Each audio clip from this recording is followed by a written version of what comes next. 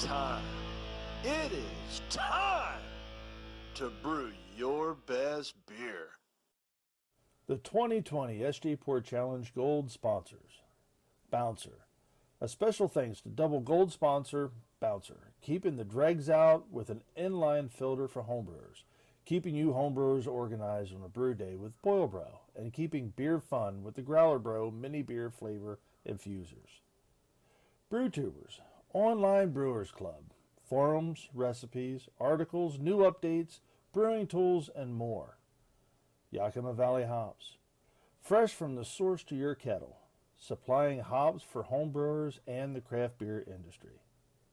Omega Yeast Labs, fresh, healthy, unique, pitch-ready liquid yeast for pro brewers and homebrewers. Jaded Brewing, home of the fastest immersion wort chiller, the Hydra, and other brewing supplies.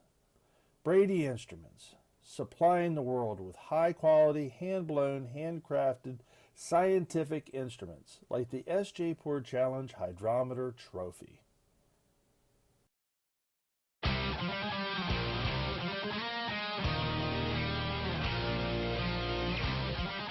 Hey guys, Matt here at Brewery. We're going to do a SJ Porr Challenge review. This is the SJ Porr Challenge 2020, round 1. This is my first one to try here. The lighting is a little bit better in the garage now, so hopefully this will pay off. I still need to do something with this side of the garage, but I installed LEDs behind us. So let's see here. This is the N43-RD1-92D. And so we were allowed to put a little bit more information this year on the labels because it is a specific challenge this year where you have to have 3 hops, a bittering, an aroma, and a flavor hop, as well as an adjunct, at least one. So, you know, to have a better idea of what we're actually reviewing here, you can't call the beer or anything, can't spell all the ingredients, but we have to at least list what the hops are and what the adjuncts are. So for this one, it's an American Amber Ale. That's the style. The adjuncts that were used are toasted coconut and lactose. And the hops that were used here were Magnum, HBC 472, and Sabro. Now this is going to be really nice because I love coconut beers. Never tried coconut in an amber ale. I know Sabro puts forth some coconut notes, and I think 472 is the one that has the coconut in it as well. It says the ABV is 6.5%, so let's go ahead and crack this open and see what we got. Got a little bit of a hiss. Okay, it was on there.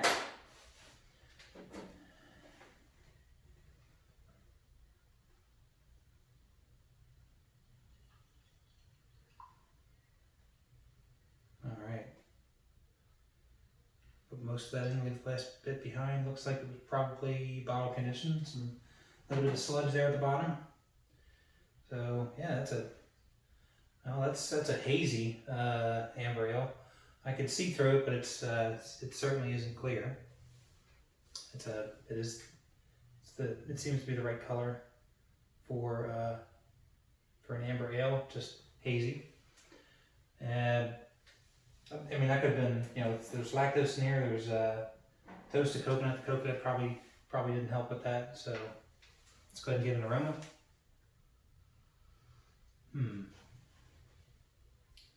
What am I smelling on there? Some caramel. I don't know that I'm getting too much of the coconut. I know it's in here. It says it is on the bottle. Maybe we'll get it in the taste.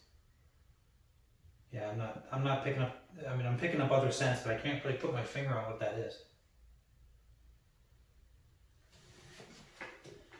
I want to say apple, but no, it's not. It's not really quite apple smell.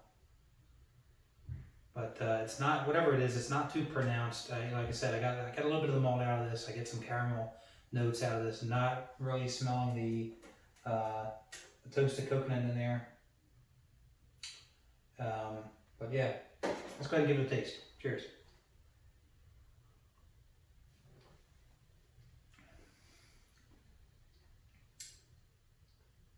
Yeah, that's an amber ale for sure. You can definitely taste. I mean, it's only 6.5%, but I can taste some alcohol notes in this. So I don't know if it's actually higher than that or if it just isn't being masked well. Maybe it is a little bit of an appley scent. I'm getting a little bit of that in the taste. I mean, other than that, it's a clean, amber ale. It's got a little bit of an interesting character to it, though. Not one I was expecting. Not that that's necessarily a bad thing. And I can't quite put my finger on what that other taste is. But I'm definitely getting some of the caramel malts out of there, like you would expect to get out of an amber ale.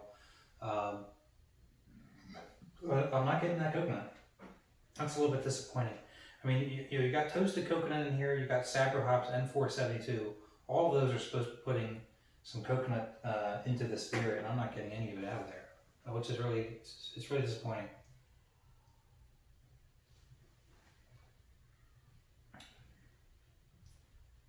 I mean, that's the problem with coconut; it fades away quickly. So it could be just not enough amount of it. If you maybe had put more coconut in. I know when I did my coconut beer, I put a full pound of toasted coconut into the mash, and then I put another almost full pound of toasted coconut into my keg. Just let it sit in there for a good week or two before I bottled it out of the keg.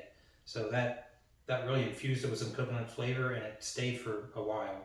So my guess would be just you didn't put enough coconut in this to get that flavor out of there, and it just burned off too quickly. It just faded out in the distance. It may have been there when you first brewed this, and it may have been there when you first bottled it or first serving it, but it's gone now. That's a shame.